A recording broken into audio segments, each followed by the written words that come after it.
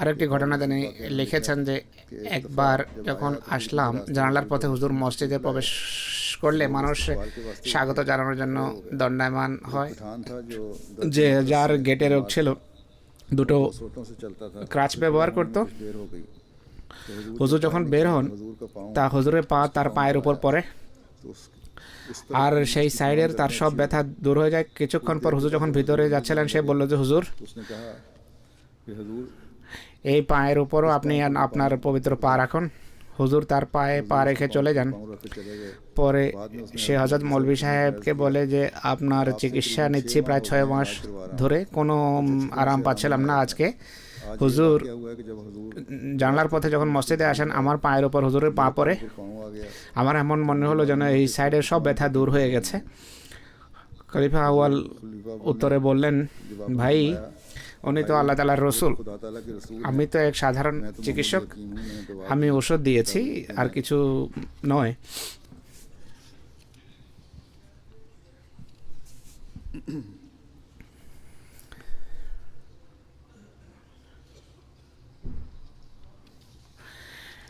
একবার হুজুর মসজিদে বসেছিলেন,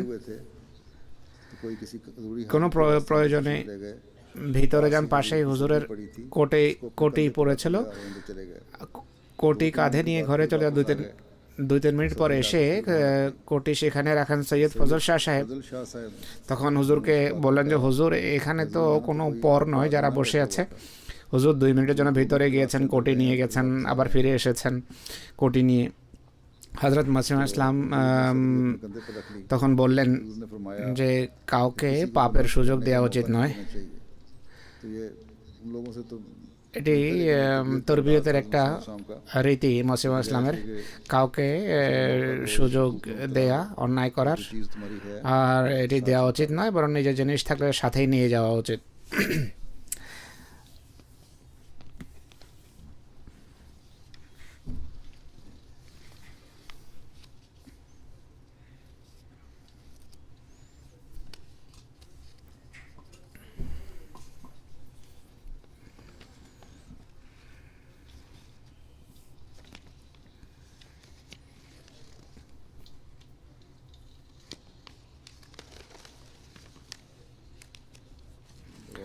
অনেক ঘটনা এবং রওয়ায়াত আছে আমার কাছে, সময়ও হয়ে গেছে।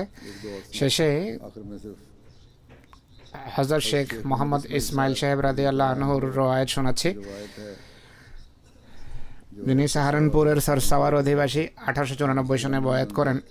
ইনি লেখেন, হযরত মসিহে মউদ আলাইহিস সালাতু ওয়াস সালাম এই যুগের মৌলভী এবং সুফিদের সম্পর্কে আক্ষেপ করতেন এবং বলতেন যে সত্যকে অবজ্ঞা করে এরা আল্লাহর বান্দাকে সত্য থেকে বঞ্চিত করার ক্ষেত্রে পূর্ববর্তীদের তুলনায় বেশি চেষ্টা করেছে যেন মানুষ সত্যকে গ্রহণ না করে। আল্লাহ যদি আমাকে নিশ্চয়তা না দিতেন যে আমি তোমার প্রচারকে পৃথিবীর প্রান্তে প্রান্তে পৌঁছাবো এবং তোমাকে ব্যর্থ হতে দেব না। হুজুর বলছেন যে মৌলভীদের আল্লাহর নিশ্চয়তা না থাকলে মৌলভীদের এই বকবক অনেক কষ্টের কারণ হতো। মোসেন বলছেন যে যদি এরা আমার আহাজারি যা আমি তাদের কল্যাণ এবং হেদায়েতের জন্য করে থাকি, যে যে হে আমার আল্লাহ, হে আমার মালিক, হে আমার প্রভু, হে আমার কৃপালু খোদা, তুমি এদের প্রতি করুণা করো, এদের হৃদয়ের প্রতিবন্ধকতাকে দূর করো, এদেরকে সোজা পথে পরিচালিত করো, এদেরকে ভ্রষ্টতার গহ্বর পতিত হওয়া থেকে রক্ষা করো। আমি আল্লাহর আস্তানায় বারবার এদের জন্য পড়ি, দোয়া করে, হে আল্লাহ এরা অনাবহিত, আমি তোমার কাছে কি কি চাই এরা জানে না। হুজুরের পবিত্র মুখ থেকে যখন এই শব্দ নিঃসৃত হয় আমরা পাথর হয়ে যাই যে এই পবিত্র সত্তা খোদার বান্দাদের এত বড় শুভাকাঙ্ক্ষী। এটি সত্য কথা যে আল্লাহ তাআলা যেই পবিত্রদের মানুষের হেদায়েতের জন্য পাঠান তিনি মানুষের সত্যিকারের অর্থে শুভাকাঙ্ক্ষী হয়ে থাকেন। খোদার বান্দাদের জন্য তারা এত ব্যাকুল হন যে পিতামাতাও মানুষের এত মঙ্গল কামনা করে না। তিনি বলেন যে আমি তার বেদনাঘন আওয়াজ শুনেছি, আমি জানি যে কেমন ব্যাকুলতা তার উপর বিরাজ করছিল। হযরত শেখ মোহাম্মদ ইসমাইল সাহেব রাদিয়াল্লাহু তাআলা আনহু, পিতা শেখ মসিতা, সাহারানপুরের অধিবাসী।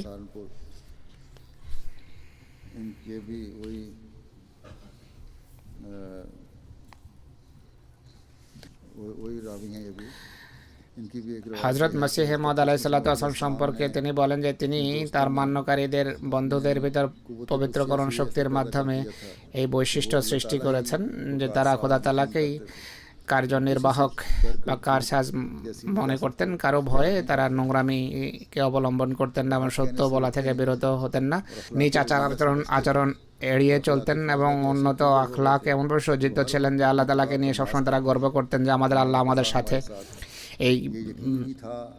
এই বিশ্বাসের কারণেই তার বন্ধুদের শত্রু লাঞ্ছিত হতো এবং তার বন্ধুরা আল্লাহর প্রতি সবসময় কৃতজ্ঞ থাকতেন। আল্লাহ তাআলার সঙ্গ, আল্লাহ তাআলা তাদের সাথে থাকতেন এবং তার বন্ধুদের ভিতর অল্পে তুষ্ট হওয়ার বৈশিষ্ট্য ছিল। সত্য বলা থেকে তারা বিরত হতেন না, কাউকে ভয় করতেন না। তাদের সৎকর্ম নেক কর্মের চিত্র দেখুন, তাদের হৃদয়ে খোদার ভালোবাসায় পরিপূর্ণ থাকতো। যেই কাজেই করতেন আল্লাহ তাআলার আল্লাহ প্রদত্ত শক্তিতেই করতেন। রিয়ার প্রতি তারা ঘৃণা রাখতেন, কেননা রিয়াকারী বা প্রদর্শনকে হযরত মসিহ ইসলাম ভয়াবহ চারিত্রিক ব্যাধি আখ্যা দিয়েছেন। মানুষ এর কারণে মুনাফিক হয়ে যায়। আমি হযরত মসিহ মওউদ আলাইহিসসালামের চোখের পর্দা কখনো উপরে ওঠা অবস্থায় দেখিনি। সবসময় তার চোখের পর্দা নমিত থাকতো, তার চোখ ঢাকা থাকতো। তার চোখে এত লজ্জাবোধ ছিল যে অসাধারণ। কিন্তু যখনই আল্লাহর কোনো শত্রুর কথা এসেছে বা মুহাম্মদ রাসূলুল্লাহ সাল্লাল্লাহু আলাইহি ওয়াসাল্লামের কথা তিনি যখন বলতেন, তার চোখের পর্দা সম্পূর্ণভাবে খুলে যেত, উপরে উঠে যেত, নতুবা তার চোখের পর্দা চোখে ঢেকে রাখতো। এত লজ্জাশীল দৃষ্টি খোদা তাআলা তাকে দিয়েছিলেন। তিনি বলেন রাসূলুল্লাহ সাল্লাল্লাহু আলাইহি ওয়াসাল্লামের প্রতি তার এমন ভালোবাসা ছিল, যখন তিনি কোনো সময় রাসূলুল্লাহ সাল্লাল্লাহু আলাইহি ওয়াসাল্লামের কথা বলতেন, তিনি বলেন যে যদি এই পবিত্র রসুল পৃথিবীতে না আসতেন তাহলে পৃথিবীতে কোনো হেদায়েত বাকি থাকতো না, সর্বত্র ভ্রষ্টতার রাজত্ব হতো। হযরত মসিহ মওউদ আলাইহিসসালাম নিজ জামাতকে নিজ আখলাক থেকে বাঁচার তাকিদপূর্ণ নসিহত করতেন। জামাতকে বলেন যে তোমরা আল্লাহর ঐশী গুণাবলীর প্রতিফলন স্থল হও, যেন খোদা তোমাকে তার প্রেমাস্পদে পরিণত করেন। তিনি বলেন যে আমরা আমাদের খোদাকে মায়ের থেকে বেশি ভালোবাসতে দেখেছি।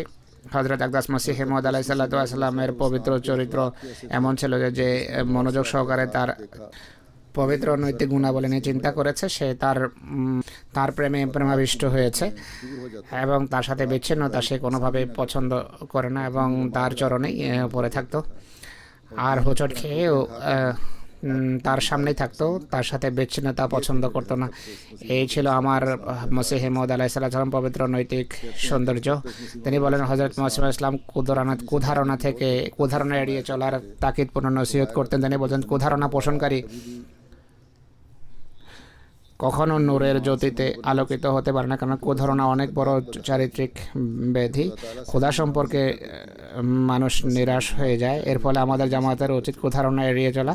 যে কুধারণা করে সে খোদার পবিত্র জামাতে থাকতে পারে না, এটি ঐশী জামাতের পরিচয়। হযরত মসিহ মওউদ আলাইহিসসালাম বারবার নিজ জামাতকে নসিহত করেছেন যে আমাদের জামাতের উচিত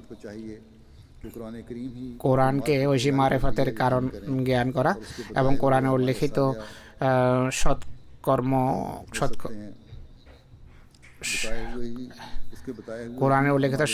এই সৎকর্ম গণ্য হতে পারে, কিন্তু কোরআনে সেই সমস্ত কর্মের কথাই উল্লেখ করা হয়েছে যা মানুষকে ইহ এবং পারলৌকিক কল্যাণের ভাগী করে। আমি সত্যই বলছি, এটি শেষ গ্রন্থ যার কল্যাণের কথা পৃথিবীর সমস্ত পাক ব্যক্তিরা বলে গেছেন এবং এর সত্যায়ন করেছেন। আমাদের জামাতের উচিত এই পবিত্র গ্রন্থকে নিজেদের জীবন বিধান হিসাবে অবলম্বন করা। আল্লাহ তাআলা এই সমস্ত সাহাবীদের পদমর্যাদা উন্নীত করুন যারা এই সমস্ত ঘটনাবলী এবং বিবরণকে সংরক্ষণ করে আমাদের ঈমানকে দৃঢ় করেছেন, দৃঢ় করার কারণ হয়েছেন। আমাদেরকে তৌফিক দেন আমরা যেন মসিহ ইসলামের পবিত্র মিশন, যা ইসলামকে পুনর্জীবিত করার মিশন, আসলে এটিকে এগিয়ে নিয়ে যাওয়ার জন্য সকল কোরবানি এবং ত্যাগের জন্য সদা প্রস্তুত থাকি এবং আমাদের ব্যবহারিক অবস্থাকে যেন কোরআনী অনুশাসন সম্মত করি, যা মসিহ ইসলাম আমাদের সামনে রেখে গেছেন এবং তার সাহাবীরা যা আমাদের সামনে তুলে ধরেছেন।